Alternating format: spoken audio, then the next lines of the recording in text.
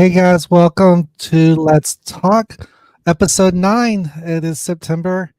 Football's back, baby. Football is back. Let's talk about the NCAA first. We'll get to the NFL, some NFL news, and then, of course, we'll talk about some music stuff like we always love to do. I'm going to start out 2 weeks into NCAA football, and we've seen some shocking results. And we've seen some very predictable results. Colin, what have you taken away from 2 weeks of college football? Oh, man. I mean, first off, I love the playoff system. I think this year you really see the playoff system expanded to 12. You see the benefits of it. The fact that you have these marquee games. I was worried that they're going to lose their prestige, the marquee games to some extent, thinking, okay, well, they don't matter as much because if you lose one, you're still okay. But I feel like it's been the opposite. I feel like it's been a pleasant addition. In terms of what has really stood out to me on the positives, I mean, Texas is really good this year. Texas and I would say Tennessee, Ilamaliava has been phenomenal for the Vols. And I knew they were going to beat NC State. I didn't think they'd win by that much. And same thing with Texas. I knew they were going to beat Michigan. I didn't think they were going to win by that much.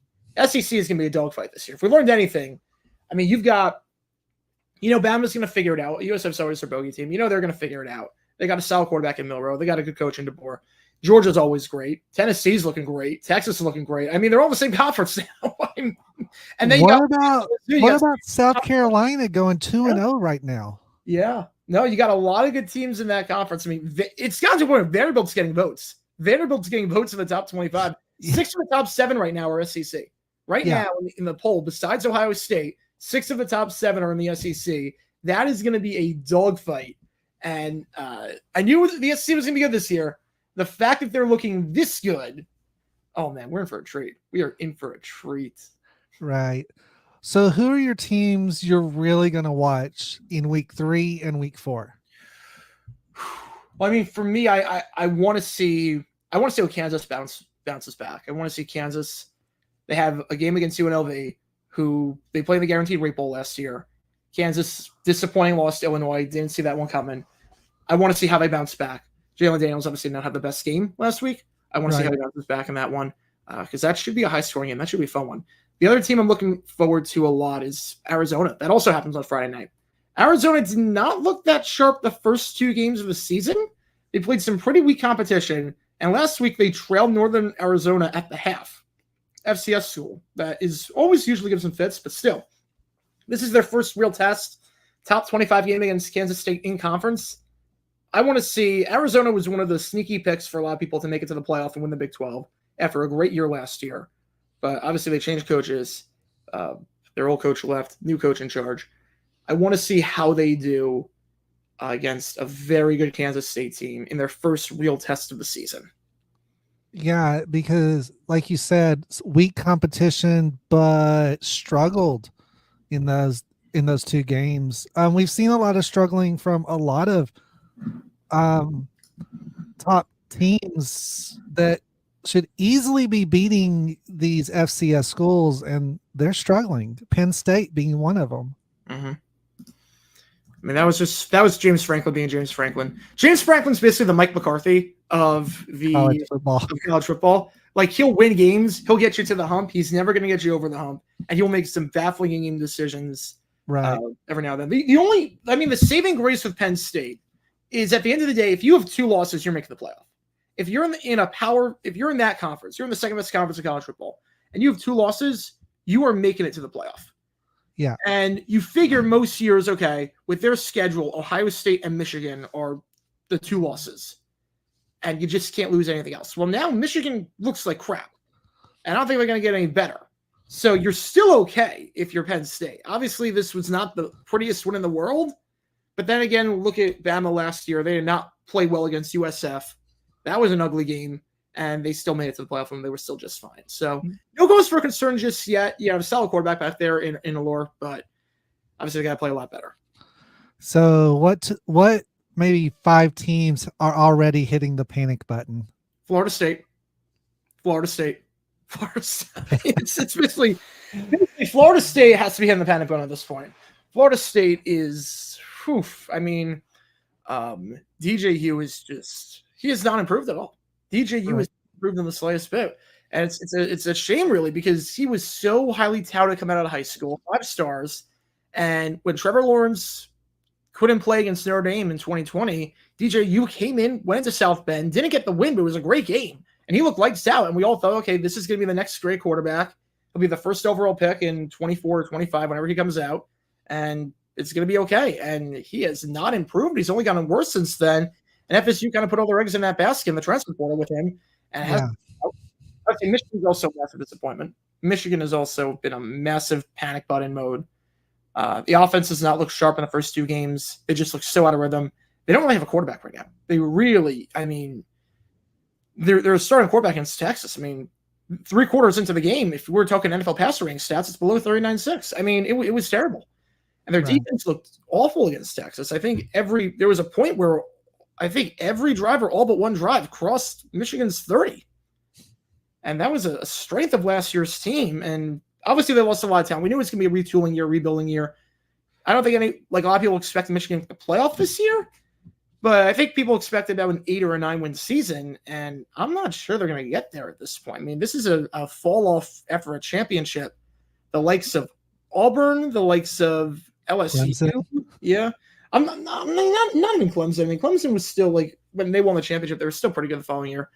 Like in terms of like immediately after, like this is a fall off. Yeah. Yeah. The other team that I have hit in the panic button, if I have to pick 3, I would say Florida. I would say we'll get to Florida in a bit, but right. Is Baylor sitting at a spot where they can say we're not hitting the panic button yet, but a couple more losses and we are? Yeah, Baylor, I mean, no one expected them to beat Utah, and everyone expected them to beat Tarleton. I think everyone expected they'd be 1-1. Right. I think if you're not 3-1 after the first 4 games, yeah. If you're not 3-1. Especially with Air Force being your next opponent. Yeah. Although those teams are always like interesting to play middle of the season because like, yeah, it's one play the triple option, but you never see the triple option for any other team really. So it's an entirely different game plan. Like your secondary is kind of useless against one of those military teams. Right. So it's a highlight of a game plan, but they have to do that. I mean, Baylor did not look good last week. We all know that against Utah. When your quarterback completes less than 50% of his passes, when you're averaging less than 3 yards a carry, you're not going to win games, especially against a team like Utah. But then again, Utah always looks good with winning in the coach. I mean, that defense is always stacked. That defense is always flying over the ball. And Cam Rising looked good before he went down. So not really concerned about Baylor after the loss to Utah, just in general. I mean, I don't think Baylor's going to be that good this year, and I don't think Arnaz is the coach, but that loss, I think everyone saw that loss coming. So they're right where I thought they'd be in that regard. So I've got Baylor at 4-8 for the season. Where do you have them? Yeah, I would say 4-8 sounds about right. I would say 4-8. I think they probably split the non-conference games, the Air Force Colorado games. I don't know which one they win, which one they lose. I don't know which one. And then you figure you might get 1 or 2 in conference play. TCU looks a bit better than I thought right now. So I would have penciled that at home as the one win you get in conference play, but I don't know anymore. I mean, Houston does not look good, so you might swap that one with Houston. Either way, I think 4-8. I'd be very surprised if they're bowl eligible. Yeah, I'm not counting on a bowl. If we make a bowl, I'll be pleasantly surprised. Mm-hmm. But like you said, Dave is not the answer on the sideline. The AD is now on the hot seat with his handling of women's basketball, the football team, and now with Scott Drew saying he's looking again to leave because of the AD. I mean, you lose. This AD has cost the school fixing to be 3 massive coaches that were winning games, and now Baylor's back to being kind of that mediocre. Yeah, they can win, but pencil them in at the bottom of the pack. Yeah, I mean, if you lose Scott Drew, I mean that's the death knell. Yeah, he's one of those guys where you just give him a lifetime contract, give him whatever he wants for what he's done with that school. Give him whatever he wants. Right. Let's talk about your Gators. 3-9 sound generous. generous. It actually asterisk next to that. Depends on what they do at quarterback. Obviously, Graham Mertz did not play last week. They went the true freshman Lagwag, and he looked solid. I mean, he threw some pretty good deep balls. Granted, it was against Stanford, the one game that I knew we were going to win. I can't say about any other game. But his accuracy was pretty good. I don't know if they're going to play him the rest of the way. I mean, they're going to split time in A&M, and A&M's not looking that good. I mean, A&M is beatable, relatively speaking. Now, granted, we stink, but between Lagway and Mertz, I mean, hopefully Lagway plays more. I mean, they're going to split time between the two. So I would say it depends, because if Mertz plays, 2 wins is our peak. We're not win more than 2, maybe 3. Maybe we win 3 because A&M is not looking too sharp, and Weigman is not the answer at quarterback there. Right. But yeah, no, I don't like Billy Napier. His in-game management's terrible. The way he talks to the press is terrible. He's alienating the boosters. He's alienating everyone. Florida's kind of a mess right now. They're in the same boat with an AD that seems very, very incompetent, doesn't really know what he's doing. The only problem is that there's no president right now in Florida, because the past president retired, and there was a whole mess in terms of getting the next president. So there's no real person above him. Like, Strickland's pretty much got unlimited power at this point. And he's not. So they're kind of going through what Baylor went through 5-6 years ago, huh? Yeah, it's a rough transitional period right now for Florida. So let's talk about someone a little closer to home for you. You graduated this school, Arizona State. Let's go. 5-7, 6-6. We're not going to be the worst team in the Big 12. Everyone had us as the worst team in the Big 12. I had us as the worst team in the Big 12. We're not going to be the worst team in the Big 12. We are not. I am pleasantly surprised by ASU. Dillingham has been a revelation at head coach. He inherited a mess last year. There's so much. Oh, yeah, he did. Yeah, there's so much more speed on this team. Levitt at QB, he's been very accurate, very smart with the ball. Skadibo is looking like a Heisman candidate right now. I mean, Skadibo is looking pretty good at running back. 311 yards so far through 2 games. He's been phenomenal. Beat Mississippi State, first time being an SEC opponent ever. You beat Wyoming, and Wyoming was a 7-point spread. I thought that they were going to give us some fits, and Wyoming, they're 0-2 right now, so maybe they're a bit worse than I thought. But 48-7, I mean, that's no slap, especially against the previous year, our opening game against an FCS school came down to the wire. Texas State on the road is going to be a tough team. Texas State can play. They're one of the better mid-majors out there. Yeah. But if you, honestly, with our schedule, I mean, you do have 4 ranked teams right now. But I could see this team making a bowl. I think 6-6. I really could see this team being a 6-6 team when all is said and done. And honestly, I could see if they go on the road and beat Texas State on Thursday, I could see them getting some votes for the top 25. They're not going to get in the top 25, but I could see them getting some votes for the top 25. You get a true road win against a very good group of 5 school. You beat an SEC school at home. You beat Wyoming school. It's usually pretty good. I mean, you're going to get some votes that way. Yeah. Right now, the Big 12 has them in second place. Now, there's an asterisk with that because half the teams are 2-0 right now. Yeah. But as far as how they are ranked, Big 12 shows them in second place. But looking at it, you've got Arizona, Arizona State, Iowa State. It's alphabetical. Yeah, I think it's alphabetically. Yeah. Well, not only that, but some of these teams struggled to win one of their games. I mean, who do you see giving you guys the most fits of those teams that are 2-0 right now that y'all play? Because how the Big 12 is set up is a round robin, a 4-year round robin now. So how do you see those big schools or those big 2-0 schools dishing out some punishment to you guys? I mean, I think Utah's the biggest threat. I mean, Utah was the pick by a lot of people, including myself, to win the conference. Their defense is always great. If Cam Rising's healthy, I mean, they're going to be tough to beat. I expect nothing from Utah. I know it's a home game. I don't expect anything from Utah. In terms of the 4 that we play that are ranked right now, I'd say Arizona, by the way, they've looks like the easiest of the 4. Granted, a rivalry game, you never know. But right now, if I had to rank the games in terms of confidence, in terms of best chance of winning to least chance, I would say Arizona, Oklahoma State, Kansas State, Utah. Yeah. If we go 1-3 in that would be pretty all right with me. Right. where do you see? So let's talk first about the Big 12, then we'll jump to the SEC. Your top 5 teams in the Big 12, who's going to be the top 5 come mid-season when they really start amping up the talk about the playoffs? I'm going to say Utah. I think Kansas. I'm going to say Oklahoma State, UCF, and Kansas State. And your middle 6, because we have 16 teams. Right, middle 6. I'd probably say ASU might be in that middle 6. ASU might be in that middle 6. They're not going to be 6, but they'll be in that middle 6. I would say BYU, Arizona, Tech, Iowa State, and I said BYU already. I would say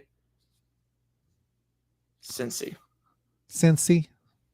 See, I had Cincy in my bottom 5. Yeah, Cincy or West Virginia. I'm torn. Yeah, Cincy and West Virginia are toss-ups to me. They're like, okay, you're gonna come in that middle group, but where you land is gonna be weird, probably dependent on someone else. And then that leaves the bottom 5. I know you got Baylor in there. Houston definitely at 0-2 right now. Who are your other 3? Who's left? Who do I have left? I had Houston, TCU, and Colorado. Colorado's gonna be dead last. Colorado was a mess. Colorado was an absolute mess. Deion can't coach. I mean, that team's a joke. His son can't play quarterback. He's athletic. I mean, there are traits there you can work with, but he's too much of a head case. I mean, the audible out in the North Dakota State game is enough for me to be like out on him. If I was never in on him, but it's enough for me to be out on him completely. Would he be better off in a different position? Due to his athleticism versus his mental capacity as running the offense? I could see him. I mean, I don't know. I mean, he's got a good arm. Maybe wide receiver. I don't know. He'll never switch. I will say Travis Hunter's legit. Travis Hunter's 100% legit. Travis Hunter will be the first non-quarterback taken in this class. Travis Hunter is legit. Yeah. But other than him, I mean, Moon's all right. But other than that, I mean, I don't know who they have on that team. I don't know who they have that's taking anywhere. Yeah. The only way Sanders is going to switch positions is if he gets to the NFL and they're like, look, it's here or nothing, right? Yep. The SEC is a crapshoot. I mean, you got South Carolina at 2-0. You got all kinds of chaos going on in the SEC. Let me pull it up here. South Carolina, Alabama, Georgia, Missouri, Oklahoma, Ole Miss, Tennessee, Texas, and Vandy, all undefeated so far.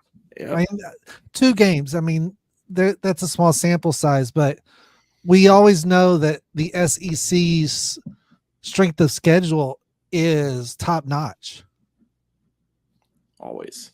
Especially like I think that the thing that's been crazy with the SEC is that basically every game against an ACC school they've won, with the exception being Auburn against California.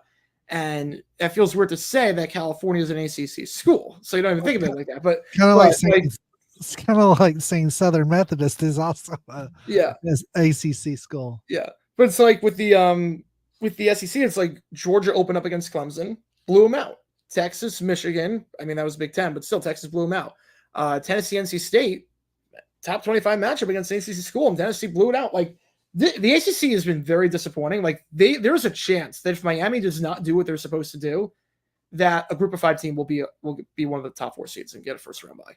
But with the SEC, I mean, it's a dogfight. I mean, there's really, I would say there's a top 4, a middle 3, and then everyone else. But you don't know what the order is going to be. Right.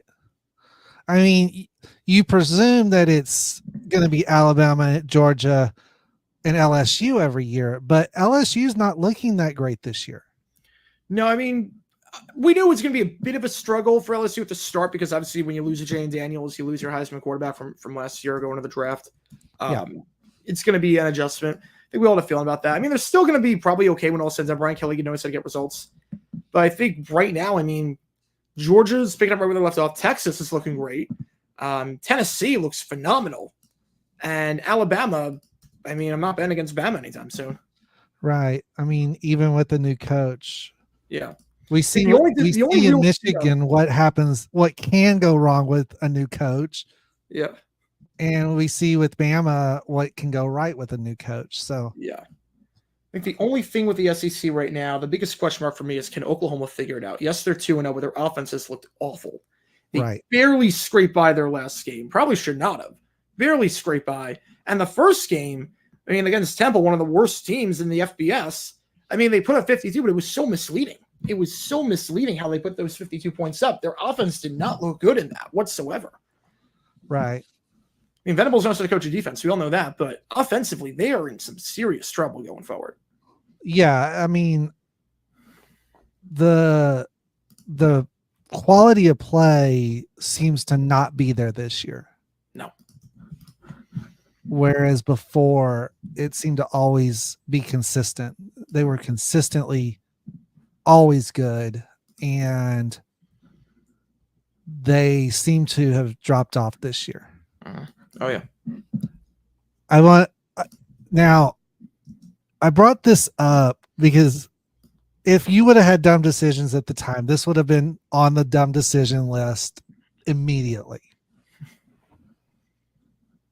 Back when Baylor won their first Big 12 championship, they beat Oklahoma at home on a dumb decision. Baylor was it was tied game. Baylor was just going to take it into overtime. Oklahoma calls a timeout. RG3 bombs it to the end zone. Baylor wins. It's like, you shouldn't have called the timeout there. Especially in like college where you get the ball in OT. Right. It's not like the NFL where it's like, okay, like we want to try and get a possession potentially. Yeah. Like that doesn't make any sense for that. Yeah. I know you'll go look into that now. Let's talk NFL because that's the hot topic of the week. Let's start with the Jags. Now, full disclosure, and I think we can get the link in the chat. If you want Colin's full take on the Jags game, go to his channel and go to JG9 News and watch the week 1 rant. Heartbreaker.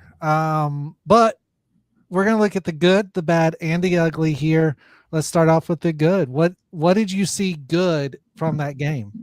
Brian Thomas looks really good. Brian Thomas looks really, really good. I mean, he was getting a ton of separation, 4 catches, 47 yards, and a touchdown. I know that might not sound like a lot, but he was getting a ton of separation on plays. So just stop throwing the ball in the second half. And that doesn't count the 40-yard pass interference that he drew in the end zone where he just blew by Jalen Ramsey. So he looked good. Cam Little looked great. Logan Cook looked great as always. And Tank Bigsby looks really, really good. Tank Bigsby, what a turnaround he's had to this season compared to last year. He looks like a new man, and I'm excited for that 1-2 punch. Yeah. At running back.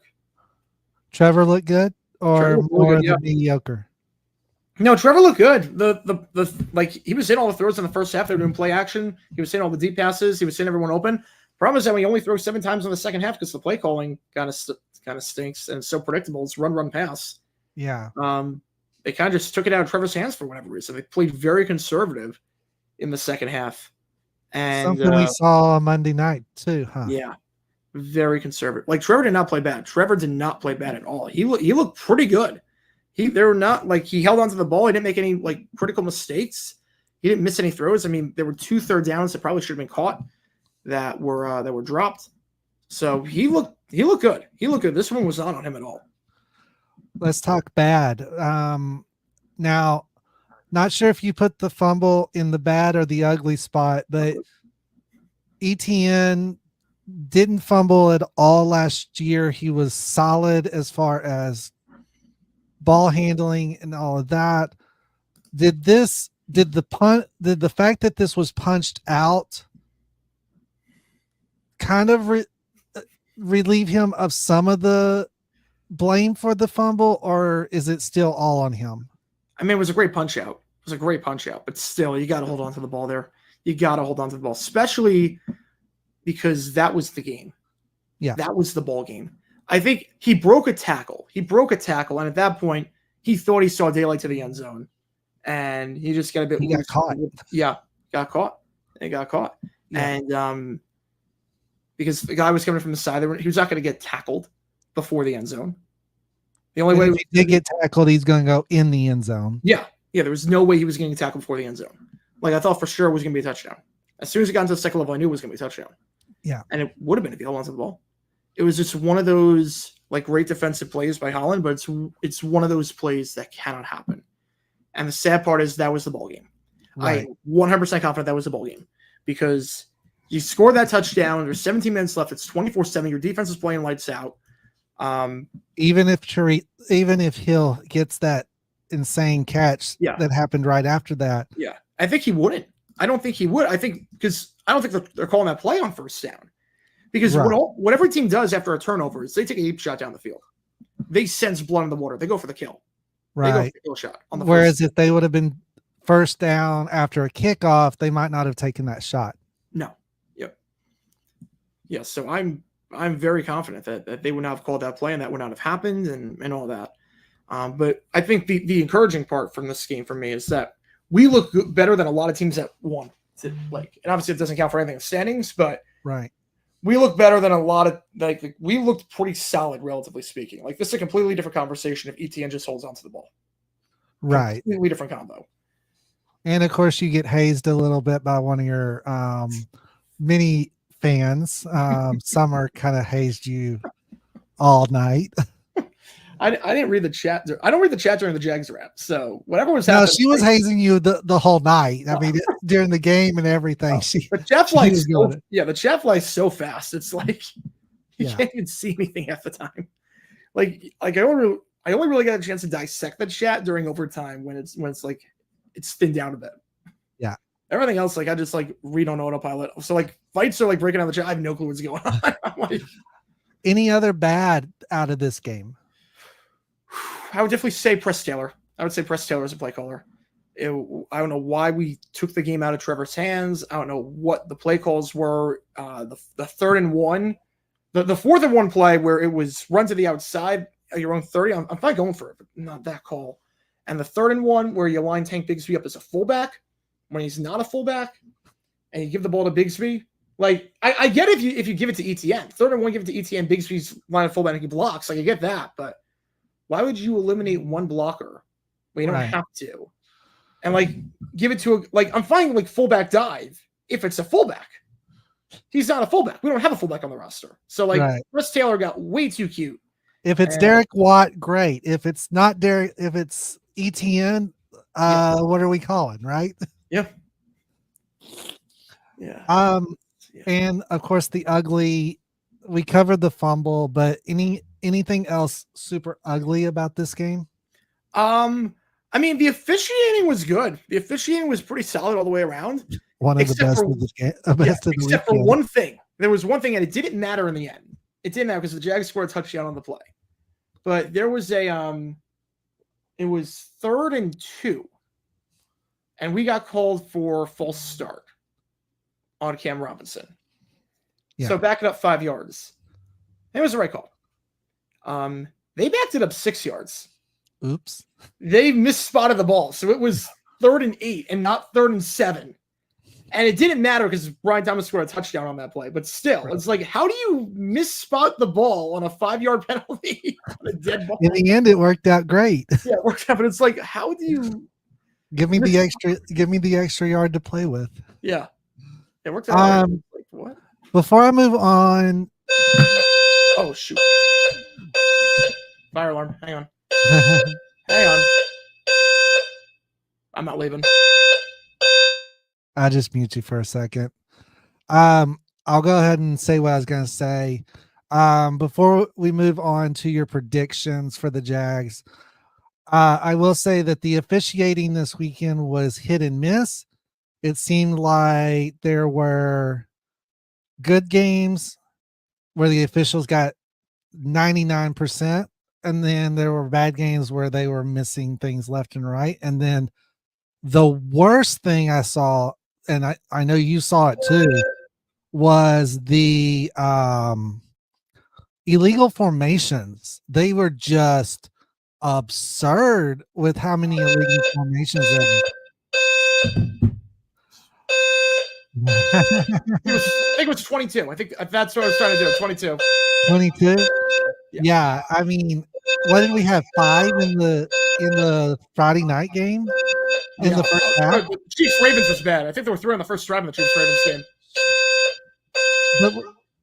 But we didn't have any kickoff penalties that I saw. We did have a few fights. We did. And again, we're sorry for the alarm. The alarm has not gone off. Like besides, like they're like the tests, like they do like once a year test, but that's in like July. Besides that, the alarm has not gone off in like 15 months. Wow. Like I live in a pretty good complex when it comes to people not staying off the alarm. This is like the first time it has ever happened on stream. It's kind of impressive. My sister, it goes off like how much you stream. Yeah, my sister lives in a complex and it goes off like once a week. Yeah. So this is pretty impressive that this is the first time, like not counting a test. All right, let's talk about your predictions for the Jags. We're going to talk their floor and their ceiling. I know Tom does this at the beginning of the year. I want to get your take as far as the Jags and the Texans. We'll start with the Jags. What is the Jags' floor if everything goes wrong? I would say the talent on this defense, the talent that we have on the roster, and with Trevor at QB, I would say 5 wins. I don't think if you have a quarterback, you're not losing more than 12. Obviously, you don't want that to happen, but I don't think you're losing more than 12 if you have a quarterback. And obviously, they have the one loss. What's their ceiling? I think 12-5. I think 12-5. Because the problem is that the thing is that this defense looks way better than it did last year. This defense, like we have a defensive coordinator. Like the crazy part about that game was that we called man coverage on 73% of all plays. Man coverage against Tyreek Hill and Jalen Waddle. We called the most man of any team in the NFL this past week. And we did against maybe the best receiving duo in football. And you think that's stupid. The guy's an idiot. But it worked. We only won 20 to the number 1 offensive football last year. Like, we're not going to play Miami every week. We're not going to play that talented of a quarterback and that talented of a receiving core every week. So, like, we have an offensive line that looks pretty good in Trayvon Walker, who had 2 sacks, Josh Allen, Eric Armstead. Like, we've got guys. We've got, like, so we don't have to win. We don't have to put up 30 every game to win. Like, this defense looks pretty good. I know it's 1 game, but I like Ryan Nielsen's defensive coordinator. The thing with Nielsen is that we knew what we were getting going in because he was very good in Atlanta.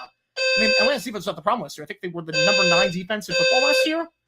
So we knew we're a dog defense coordinator. We knew we're getting a good DC. So we don't have to put up a ton of points to win against most teams. Now, in a week, if we lose to the Browns, I might have a different reaction. But I'm not like too concerned about right now, at least. Not having a panic button just yet. Speaking of the Browns, are you surprised at how bad they looked against Dallas? Yes. I'm not surprised by their offense because I've never believed in Watson since he went to the Browns. He just does not look good, except for the second half against Baltimore last year. I can't remember a single game that he looked good. Right. But I was surprised by their defense. I thought their defense was going to do a lot more, considering how good they were last year, considering you had Myles Garrett on the other side. I'm a bit surprised. Now, again, offensively, you don't have your 2 starting tackles against Micah Parsons on the other side, and you don't have a good quarterback, and you've got some injuries and whatnot. Like Chubb's not there back; he's not back yet, and Njoku gets started. Like I'm not surprised by that.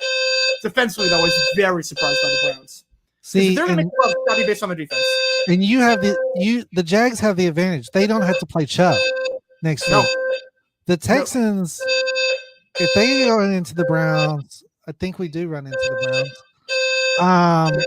We're most likely going to hit Chubb hard.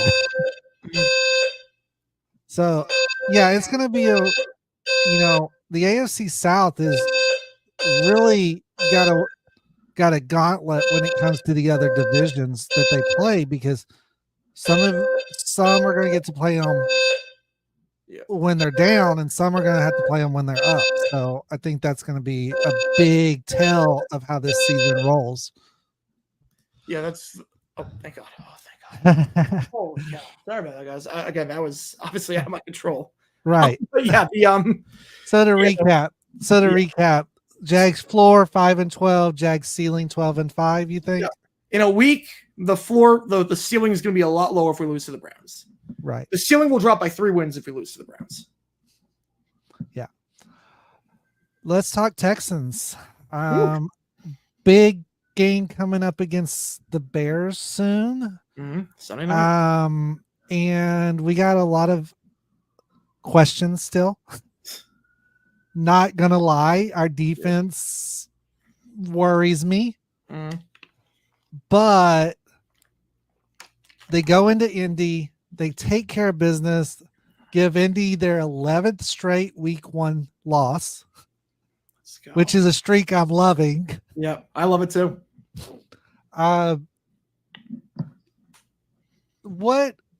What can you say about this game? I know it was on at the same time the Jags game was on. I was watching it, yeah. And you're more you keep your focus on the Jags game a lot more. Yep. Is the South going to run through Texas by what you saw in this game? Yeah. Oh yeah. No, I think if you look at it for the Texans, obviously it's tough playing the Colts week 1 because Anthony Richardson, you don't have a whole lot of film on him, and he's so athletically gifted. I mean, look, the one touchdown that the Texans allowed, the big one. Right. You can play the perfect defense. That was one of the top 5 throws I've ever seen in my life. And I've watched a lot of football.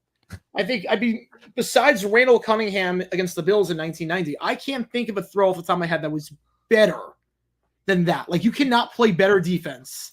Sometimes you can play the perfect defense and get beat by that play every time. Yeah. I mean, there were 2 guys on that receiver. It was a dot. Richardson was falling down. He stumbled. He couldn't even step into the throw and just deliver a 70-yard dot in the air. Like that's a fluke.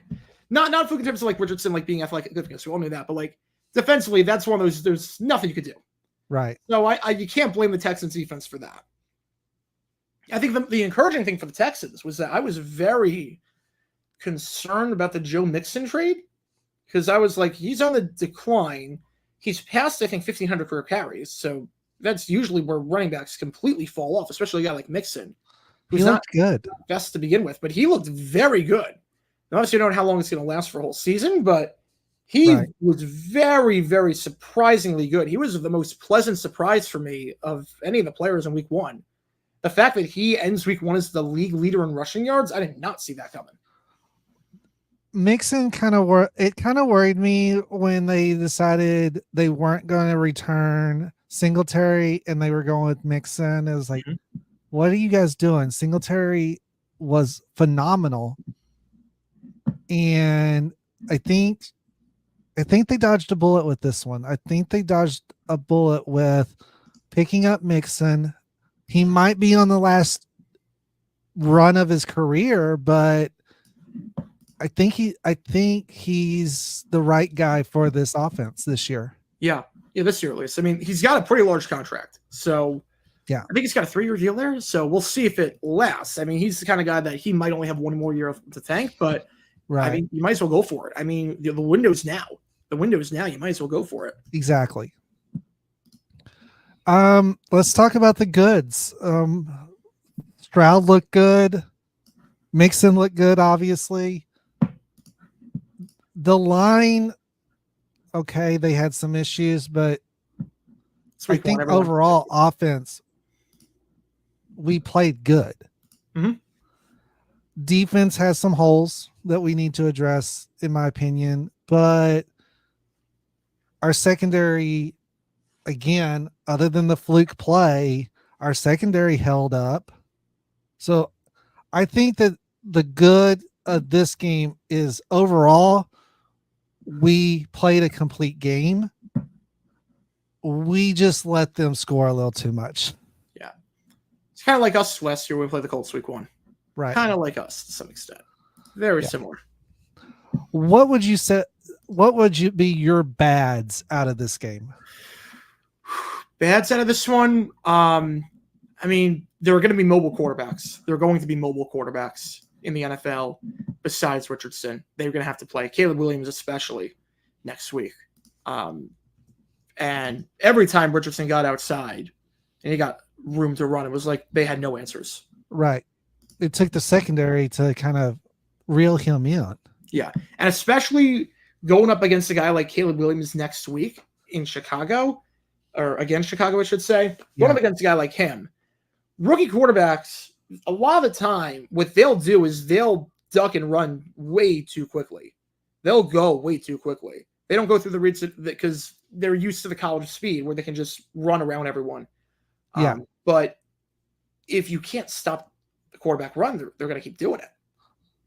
Which is why Mahomes has so much success. No one can stop his butt. Yeah. So, like, even if Williams doesn't go through the reads all the way next week, based on how they played Richardson, he's still going to have room to run. Right. Yeah, it did seem like they were playing a little soft on containing him. Anything ugly from the game you saw? I mean, besides the end of the first half, I don't know what the heck that was. I don't know what the heck the referees are doing there. Yeah. It would be like awful clock management if it was anybody's fault. It was anyone's fault, but the referees just I can't blame a coach for not knowing when, not managing the clock properly with timeouts. If he calls timeout and the ref doesn't get it, and then no one knows how much time's on the clock. Yeah. I think you need a new series, stupid refs. Yeah. And we have that. We had the whatever the heck the Cowboys Browns thing was, where no one knew the down. We had the Jaguars Dolphins, where they marked it 6 yards back instead of 5. I mean, we're so back. Football is so back. I love Tom's reaction at the end of every team's reaction. He always does the ref, and he's like rotating his arm. Man, my arm's sore. And then backs it up a day later with the script writer. The ref's late, and he's like, well, I guess I'm off script. Yeah. I thought for sure there's going to be an illegal formation somewhere in there. I thought for sure he was going to do an illegal formation somewhere. That was such a good reaction. Oh, yeah.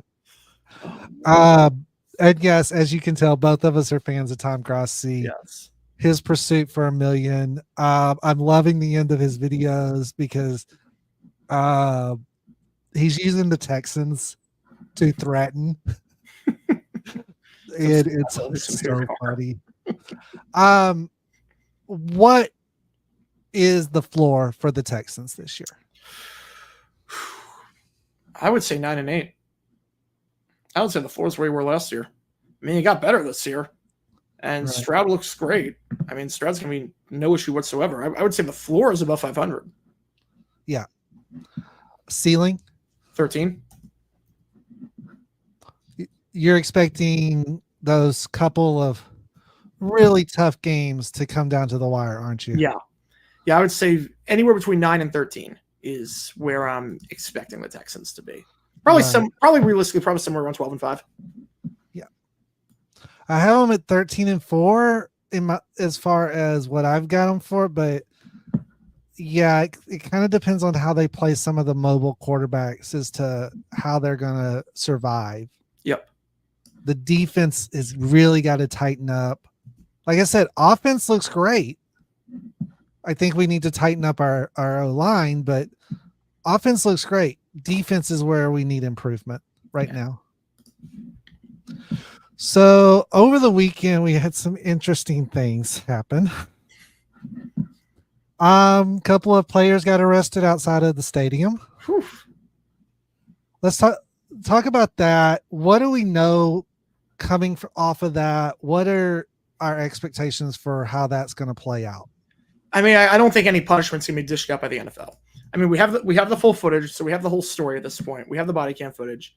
I don't think anything's going to happen from the NFL, especially with Calais Campbell.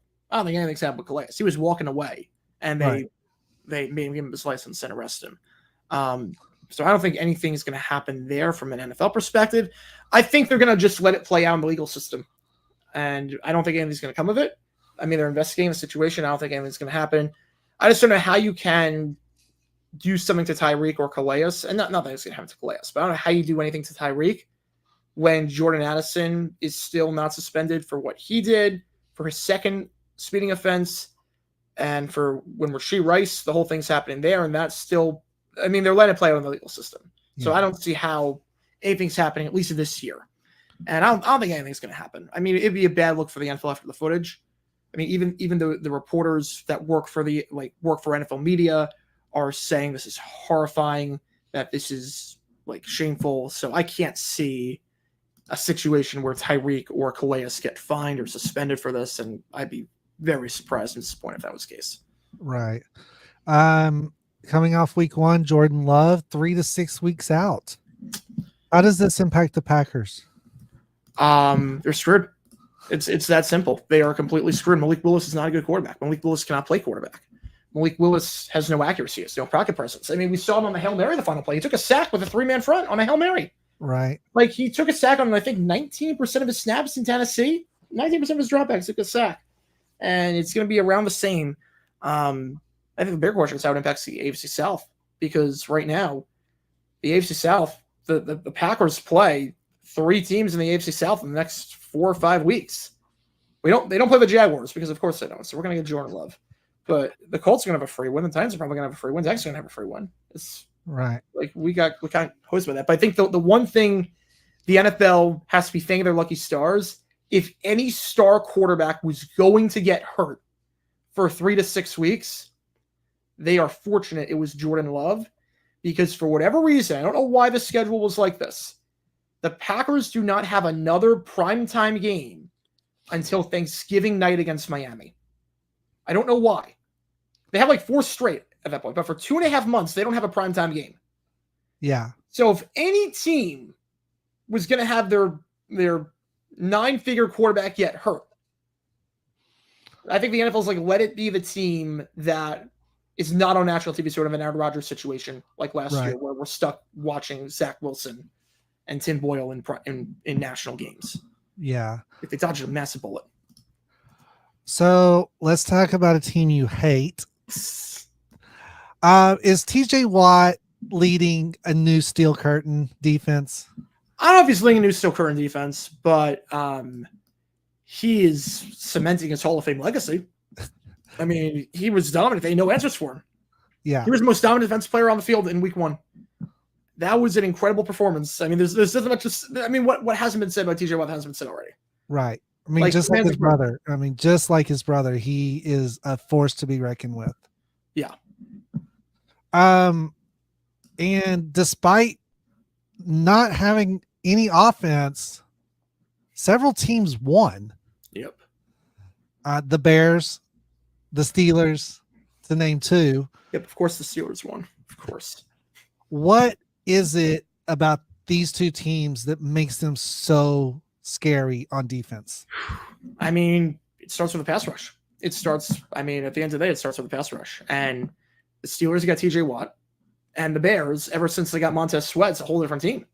I mean, you can pinpoint from the Bears were not good defensively and were not a good team in general the first half of last year. And then they traded for Montez Sweat, signed to the extension. He's a dark horse for Defensive Player of the Year. And you add him to the defensive line. Now, granted, they did play Will Levis.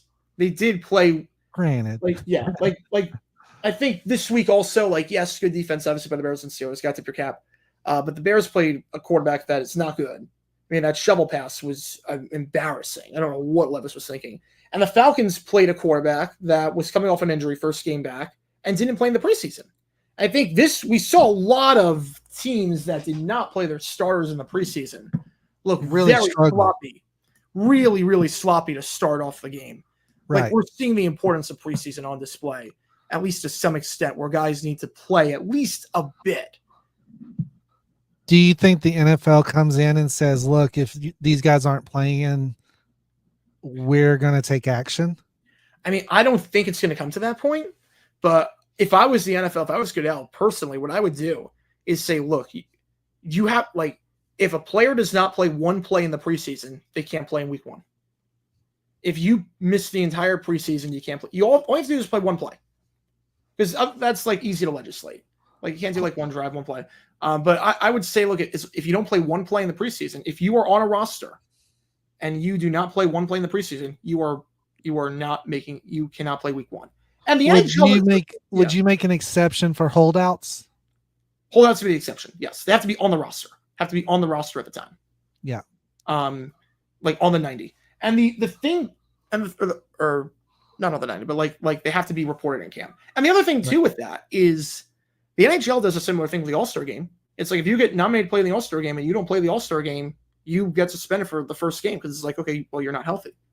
Right. So I don't see why that would be an issue necessarily. Now, I don't think it's going to come to that. I think the NFLPA would revolt, and I don't think that's a hill the NFLPA wants to die on. If they want 18 games, they care about the 18th game. Like they care about the 18th game more than the quality of play week 1.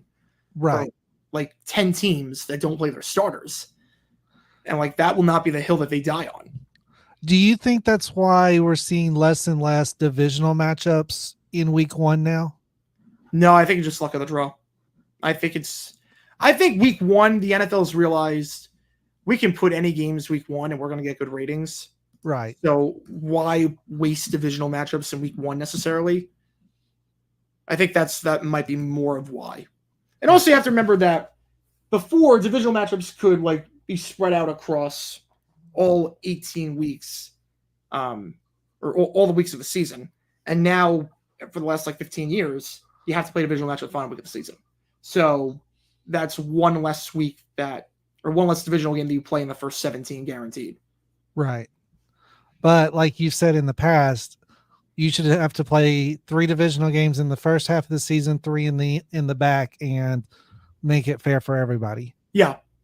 Just do like soccer does. I mean, Premier League, you play every team once, you play every team twice, you play them once the first 19 games, once the second 19 games. Yeah.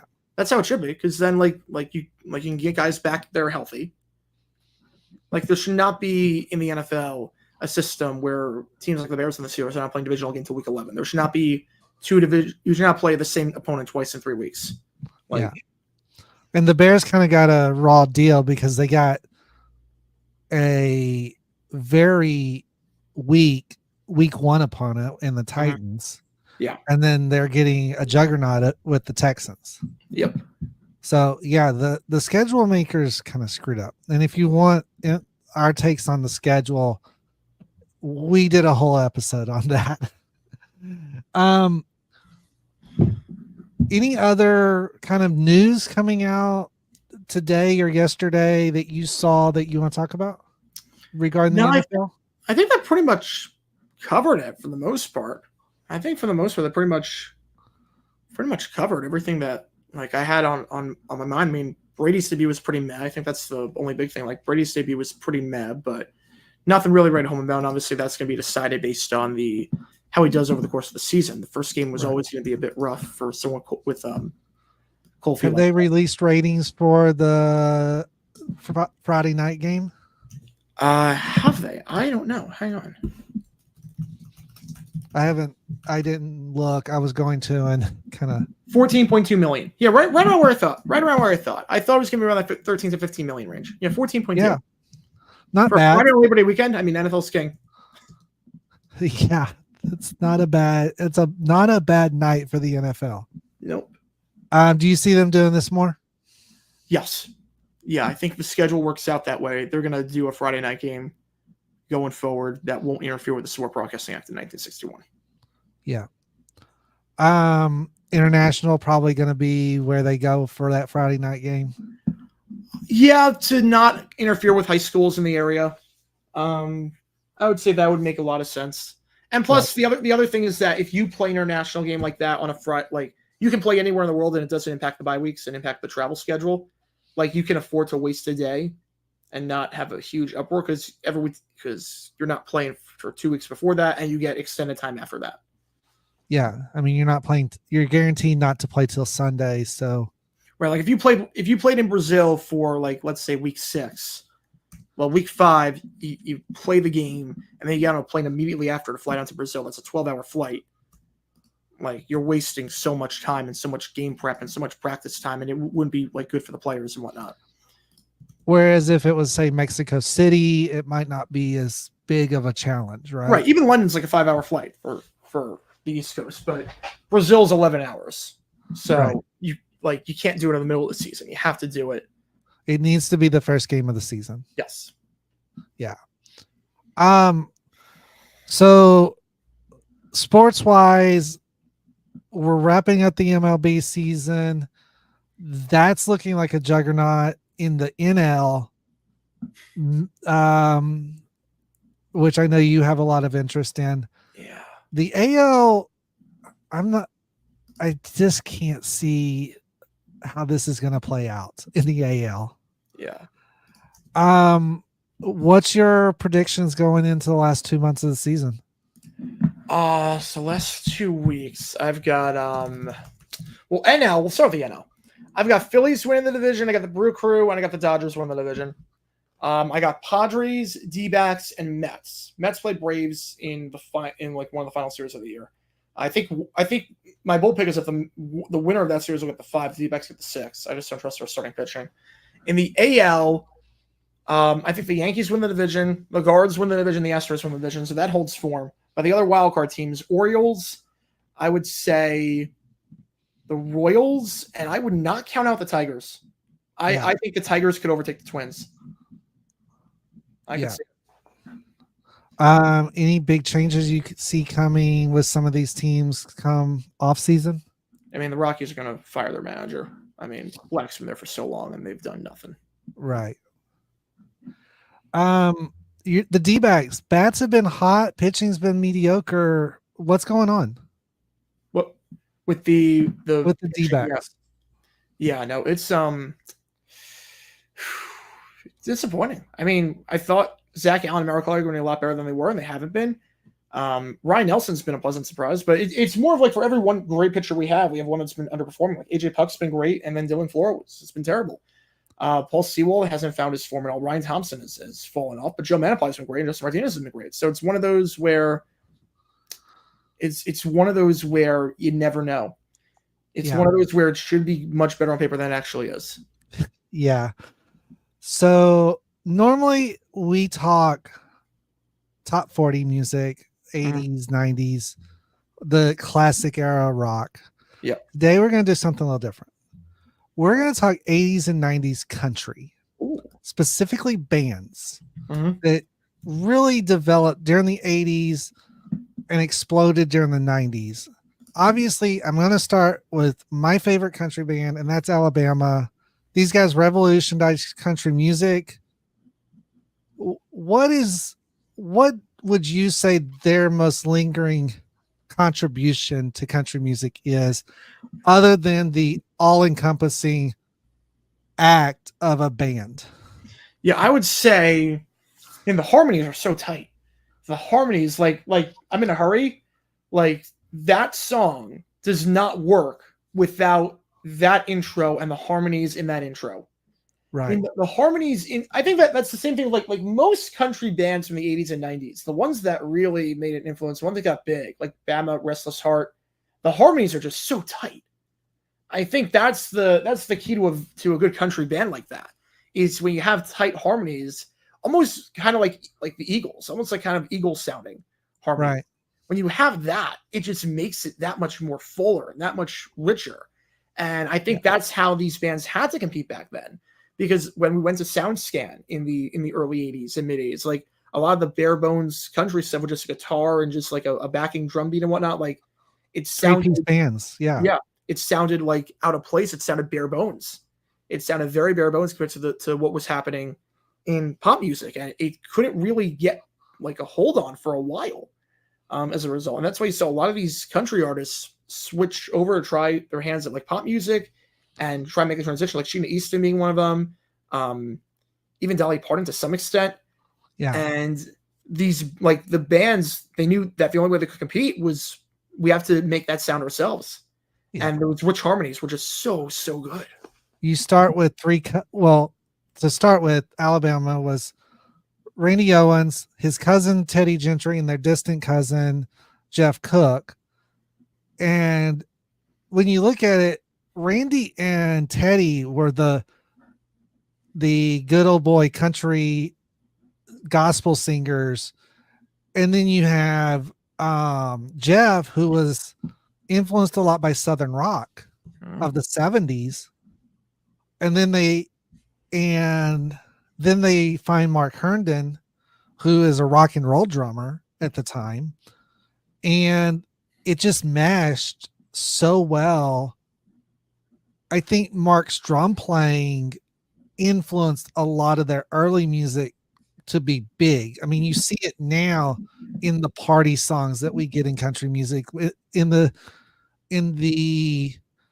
dance songs we get in country music. I think Alabama was doing that in the early 80s with stuff like mountain music and others, in that style of music. They were getting over with the hard rock sound with country lyrics and that country harmony that I think it's influenced generations since. I mean, you've got solo artists going on stage wearing Alabama t-shirts during their live shows. That's how big they are. Yeah. I mean, you can definitely tell the influence. Like, I think Zach Brown Band had to be influenced by Alabama. There's no way they're not. With the harmonies in their songs and the way they structure their songs and like Alabama and Black Hawk is, I think, who they really credit with their influence. Yeah, like you can't listen to Colder Weather by Zach Brown Band and tell me that there is not some Alabama influence in there. Oh yeah. I mean, even stuff like Brad Paisley has said, if it wasn't for Alabama, he wouldn't be doing what he's doing. There's Alabama just blew up in the 80s, won Artist of the Decade for the 80s, and they really solidified that sound, and we still hear it today. Florida Georgia Line, Zach Brown Band, and so many others, you can really hear Alabama's influence. But at the same time, someone like Sawyer Brown, who had an interesting road to country music, going through Star Search, those guys had a very different approach, but they were very influential, more on the ballad side of things. What do you think? What do you think made them kind of the Alabama? They were kind of in Alabama's shadow, but they really stepped out on their, in front of Alabama at times. It's so tough when you do ballads. It's so tough because you have to toe the line so perfectly between being too cheesy and if it's too hard, it's not really ballad sound. And and there's only so many different ways you can play like slow songs. Like you can have a very distinct style of playing fast songs. Yeah. Like with Charlie Daniels and whatnot. Like there's a very distinct like sound with bands that play fast. But every slow song, like when artists do slow songs, a lot of them have a tendency to sound pretty similar in terms of the instrumentation and everything. And that's where he did a great job sticking out. Like you could tell. I mean, Sawyer Brown had stuff like the George Jones remake, The Race Is On, but then they would turn around and do something. Trying to think of the name of it. The Walk. It's like where it goes through three iterations of a father and son walking down that road together. And that, some might say that's not a true ballad, but to me, that's the definition of a ballad, is telling that story and getting the listener invested in the story. What about Brooks and Dunn? I know they're technically a duo, but very revolutionary in their style. Very. I mean, they had their own unique sound too. I mean, they had they were so different with each song. I think that's the incredible part of Brooks and Dunn, is that they had so many different styles with each of their songs. Like they switched it up. Like you can't tell me like Boot Scoot and Booting and Neon Moon are by the same artist. Like Or My Maria. yes. Or like Ain't Nothing About You. I mean, like there's so many songs that got. I mean, they were revolutionary, and like their harmonies like weren't anything revolutionary either. Their harmonies were not like it's not like Alabama. Like their harmonies, it's just basic harmonies that you hear in like the other songs from back in the day. Like there's nothing that like a studio musician couldn't do with the harmonies with there. But it's so like I can't describe it. Like Brooks and Dunn is just Brooks and Dunn. Yeah, and then you have Ronnie, who turns around and writes an amazing ballad, I Believe, which is roughly based on a true story about him and an old man that lived in his area. And I love the last scene of that video because he runs back to the old man's house and the Bible's sitting there, the wind flips it to a page that's bookmarked with a photo that you saw in the beginning of the video. And it's like, dude, this just tears at your heart, but it's true life. As Trace Adkins says, it's songs about me.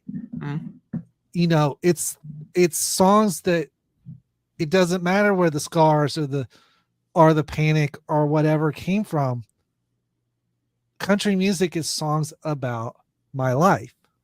Brad Paisley did the same thing with the song Country Music. It's these country music's not afraid to tackle those tough subjects. And I think that it really opens people's eyes when they hear that music, especially when they didn't grow up listening to that music. Oh yeah. I mean, I was lucky. I was born in the late 70s. I grew up during the 80s and 90s. I had a grandmother that had over, I think, 500, 600 albums from the 50s and 60s and 70s. I got to hear the classics while what we call classics today were being made. And it's like, it doesn't matter if it's Nashville sound, if it's Southern rock, if it's rockabilly. It's all songs about life. You're right what you know. You're right what you know. Yeah. Now I know you dabble. I know you do more than dabble with music. You do karaoke. You do a lot of different stuff. Yes. Do you ever approach country music when doing karaoke, or when do you usually listen to country music? You know, like I listen, like I used to listen to Throwback 30 a lot on Sirius XM before they got rid of Trace Atkins with budget cuts. It's not the same anymore. But no, I listen to country a lot. I listen to country. My sister's a big country fan. I saw Luke Combs at State Farm Stadium a few months ago. He was incredible. Like I like country music. I will dabble in country at karaoke. Usually a lot of people like there's definitely more people that are country fans now than there were when I started going there like 5 or 6 years ago. Yeah. As you know, the guy that started this podcast with us, PJ, he's been on his country journey for the last few years. And he's gotten into, I mean, he does listen to some of the newer stuff, but he really started back in like the 50s and 60s with that journey. And right now he's dabbling with Bobby Bear. Great storyteller. But that era really has always interested me. I pull a lot of facts about that area, that genre of music, or not genre, that time capsule of music. But I still hear it. I still hear it today. I mean, there's a song, I don't know the name of the song, but they used a song from like the 50s and integrated it. The original track into their song. Wow. And I want to say it's Four Walls, but it may be Walking the Floor Over You. And it's like, that's bold to take the original and meld it into your song. That is. You know, we see that with rap, but we really don't see it with country. And I think it really worked. Of course, country rap is now a thing. Yeah. I've not listened to that song before, but I think what samples can do like that is they can introduce people to a whole new generation. And like, you have to wonder like how many people in the studio even knew that like the original song like existed or who it was by. But it's going to introduce people to a whole new era like that. I always find that fascinating when people can take songs from years ago that are classics and rework them and make them their own while still paying respect to it. Or something like what Cole Swindell did with Heads Carolina Tails California by Jody Messina. Mm-hmm.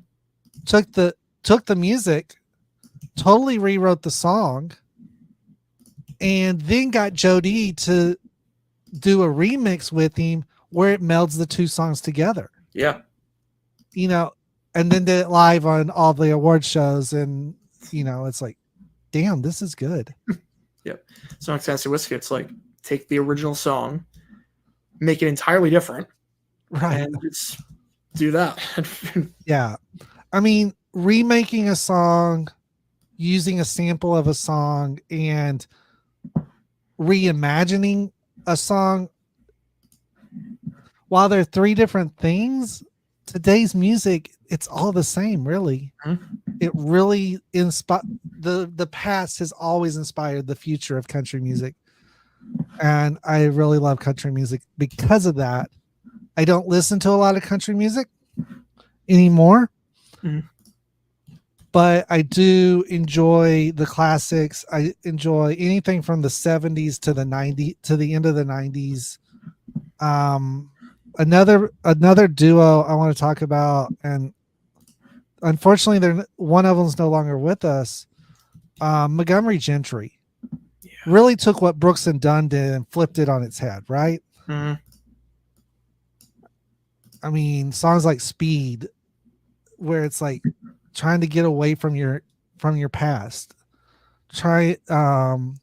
What do you think about that? Where it's like, I don't care what you think about me, I'm going to live my own life. Yeah, I mean, it's personal. I mean, it's very much, you can relate to it. And like there were so many of those groups that were big, like after like Brooks and Dunn took off in the 90s. So many of those groups like the late 90s, early 2000s, like them, Diamond Rio is another one. Like very similar in terms of the messaging of the songs, how they portray it, and just how they use the full band to their advantage. While still maintaining that authentic country sound. Of course, one of the most famous country band songs is Amaze by Lone Star. Yep. And it's like, where did this come from? This is good. Yeah. Then you got Big and Rich. You got that can do something crazy like ride a horse, save a horse, ride a cowboy, and then turn around and do something like Holy Water. It's like, wait, that's the same person. Yep. That's the same, musicians. And it's totally flipped on its head. I mean, the party songs are still there, but the ballads are the glue that holds country music together. Mm-hmm. Well, this has been fun as always. We do this normally the first Tuesday of every month. Had a flight that got in the way, and then some illness and some other crazy business that happened this time. I have put my Discord server. It's been scrolling across the bottom the whole time. It's in the description below. If you would like to join, you're more than welcome to join. Please subscribe to, if you're not subscribed to either of our channels, please subscribe to both of our channels. Colin is trying to get to 70,000. I'm trying to get to 500. So I stream daily. Colin streams 6 days a week, right? Pretty much. I mean, usually about every day at this point now with college football season starting. Right. Oh yeah, because normally you do college football on PlayStation on Tuesdays, don't you? Yes, usually, yeah. Yeah. Um, so join our channels if you like. If also Colin has memberships on, I'm not allowed to do that yet. Uh, so uh, you get a lot of cool perks with the memberships on his channel. Other than that, thank you for watching. Like the video if you would, and highlights of this video should be coming. I've been bad about not cutting the videos up for highlights, but I'm going to try to do better among all my other stuff. And thank you all for watching. Until next time, I'm Scorpion Taz, and that's JG9, and we will see you in a month. Bye.